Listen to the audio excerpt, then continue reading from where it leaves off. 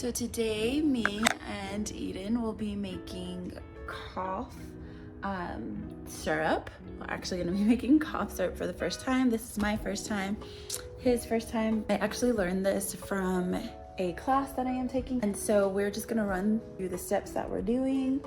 Here we go. Splash it in.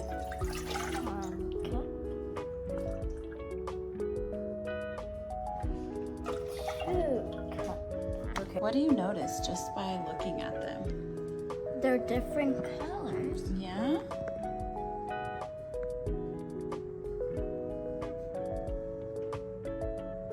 The first one over here is lighter than the rest of them. Yeah, it's a lighter color. Mm-hmm.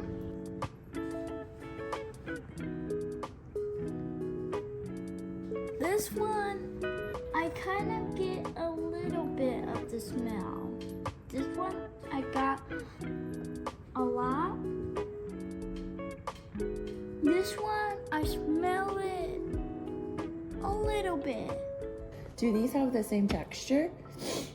No. No. Which one do you think is soft and which one do you think is a little bit harder?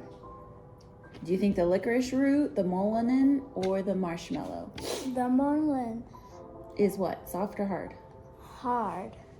Why do you say that's hard?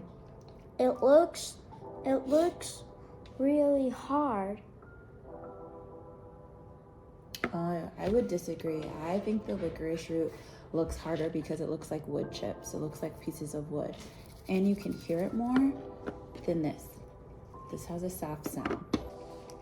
So I would say these two are softer and this has a hard texture like if you were to pick up wood or like wood chips at a playground.